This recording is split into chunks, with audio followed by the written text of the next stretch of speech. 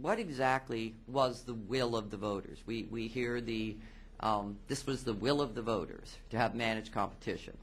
Okay, well, what did they will? What was it that they thought they were going to get with this? And I think what, at least the people I come into contact with, I think they thought they were going to get the same level of service or better services for less money.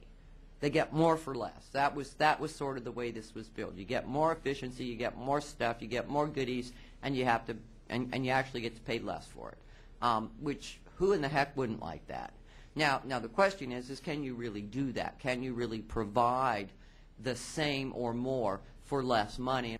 And so now we've almost come full circle in this discussion, which is service levels. And I will say that I find it most interesting still to this day that we cannot measure and cannot provide to the public or to the city council the level of service that is being provided by the city. We can't do that. We can do BPRs, we can go into managed competition, but we cannot provide a document that says these are the service levels being performed. When I asked for those during the budget, nobody had them. When I asked, when you went through BPR, wouldn't you have to have some baseline that said these are the services that are being performed, and therefore we know that through the BPR we can do them more efficiently or more effectively, or however you want to, most effective organization, whatever it is.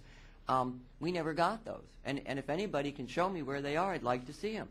If you're already contracting $1.4 billion, if that number is correct, wouldn't we want to start there where we're already contracting and say, is that most efficient? In other words, we don't have to go through a, quote, meet and confer to do that. You could be working on the things that we're already contracting out on and say, okay, is there a way that we could get those delivered better by the public employees? In other words, level playing fields have to be level on both sides.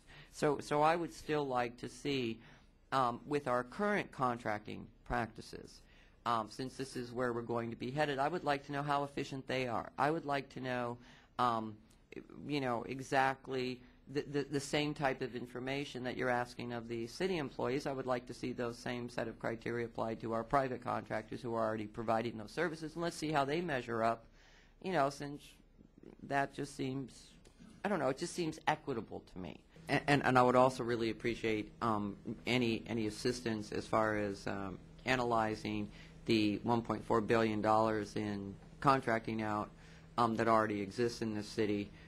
That would be a very helpful analysis once we are able to get those figures.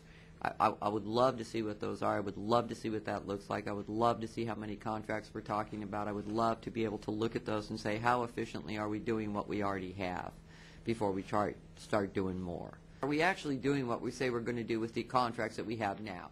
Right. And since I don't even know what they are, and have a very difficult time getting those, it's not instilling a lot of confidence in me that we want to keep, repeating mistakes. So maybe there's lessons we can learn from our current contracting practices.